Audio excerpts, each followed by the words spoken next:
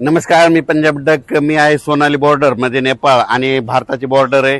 तर या ठिकाणी महाराष्ट्रातल्या शेतकऱ्याला सर्वप्रथम आनंदाची बातमी देणार आहे. महाराष्ट्रातल्या सर्व शेतकऱ्यासाठी आनंदाची बातमी. या वर्षी महाराष्ट्रातल्या शेतकऱ्याची मिरगी पेर होणार आहे, म्हणून ही सर्वप्रथम शेतकऱ्यासाठी आनंदाची बातमी.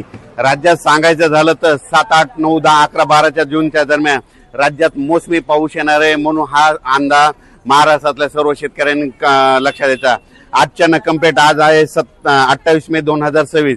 आजपासून कंप्लीट 9 दिवस शिल्लक राहिले शेतीचे कामे करण्यासाठी.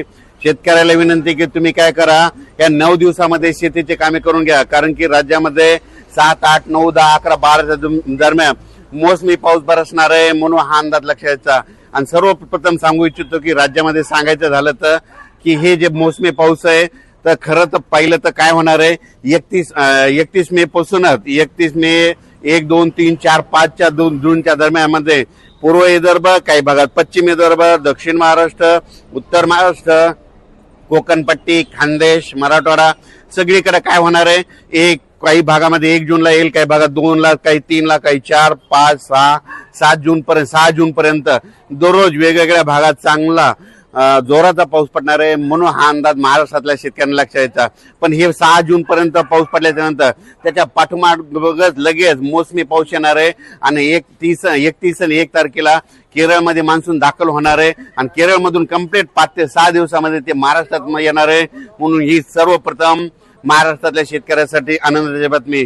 माझी सगळ्या शेतकऱ्याला विनंती, आजच्या कंप्लीट 9 दिवस शिल्लक राहिलेले आहेत. तुमचे कामं करण्यासाठी 9 दिवस आहे. तुम्ही शेतीचे मशागतीचे कामं करून घ्या, कारण की राज्यामध्ये पावसासाठी खूप पोषक वातावरण आहे.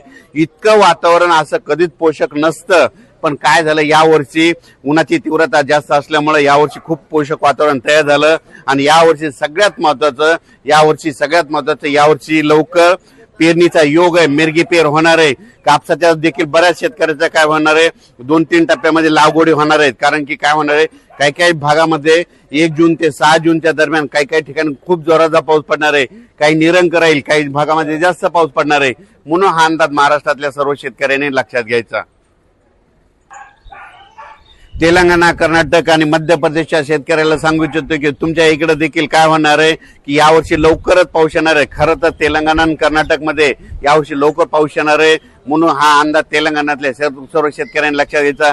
कर्नाटकच्या देखील सर्व शेतकऱ्यांनी अंदाज लक्षात घ्यायचा. आंध्र प्रदेशच्या शेतकऱ्यांनी देखील अंदाज लक्षात घ्यायचा आणि आपण आपल्या पेरणीचं नियोजन लावायचं. सांगायचं झालं तर यावर्षी सगळ्यात महत्वाचं म्हणजे एवढं पोषक वातावरण कधीच नसतं, पण यावर्षी सगळ्यात चांगलं वातावरण आहे. मी म्हटलं होतं ना, 2026 ला शेतकऱ्याची पिकं चांगली येणार. ज्या वर्षी पेरणी लवकर होते त्या वर्षी शेतकरी मालामाल होतो, म्हणून हे लक्षात घ्यायचं. शेतकऱ्याला एक सांगू इच्छितो की यावर्षी देखील काय होणार आहे, ज्यांनी जर गडबड केली तर त्यांच्या काय होणार, 3 म्हणजे लवकर पेरणी होतील. मध्ये 7, 8, 9 ते मध्ये 15 पर्यंत काही जणांच्या पेरण्या होतील. त्याच्यानंतर काय होईल, 17, 18, 19च्या दरम्यान एक पाऊस येईल, त्याच्यामध्ये काय जाण्याचे होते. त्याच्यानंतर 25 ते 30 मध्ये एक पाऊस येणार, मोसमी पाऊस त्याच्यामध्ये होतील. आणि याच्यातून जर काही उरले तर मग ते 7 जुलैच्या दरम्यान जाते. पण यावर्षी मात्र पेरणीचा खूप चांगला योग आहे, म्हणून अंदाज लक्षात घ्यायचा. उत्तर महाराष्ट्रात देखील काय होणार आहे, 1, 2, 3च्या दरम्यान चांगला पूर्व मोसमी, खरं तर ते मोसमी पाऊसच असतो, म्हणून हे अंदाज लक्षात घ्यायचा. म्हणून हे लक्षात घ्यायचं, चांगला पाऊस पडणार आहे. पण परिस्थिती अशी आहे की 7 जून नंतर जे पाऊस यायला ते पाठीमागून मोसमी पाऊस आहे, म्हणून ही सर्वप्रथम शेतकऱ्यासाठी आनंदाची बातमी. उत्तर महाराष्ट्रातल्या शेतकऱ्याच्या आनंदाची बातमी, घाटमाता कोकण परिसरातल्या शेतकऱ्यासाठी आनंदाची बातमी. त्याच्यानंतर विदर्भातल्या शेतकऱ्याची खास करून आनंदाची बातमी, यावर्षी लवकर पेरणीचे योग आहे. यावर्षी 7, 8 जून 10, 11, 12 दरम्यान राज्यात चांगला मोसमी पाऊस येणार आहे, म्हणून हे अंदाज लक्षात.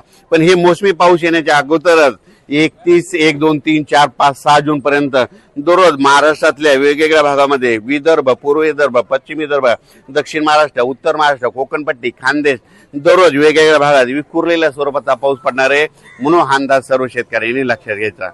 अचानक वातावरण बदल झाला तर लगेच एक मेसेज दिला जाईल. आणि हे जे अंदाज दिलाय हे मी दिलाय आपले सोनाली बॉर्डर, म्हणजे इकडे आता हे जे नेपाळ आहे याच्या 1 किलोमीटरच्या बाजूला आपला भारत लागतो आणि या ठिकाणी अंदाज दिलेला आहे. आणि यानंतर परत एक अंदाज दिला जाईल. धन्यवाद.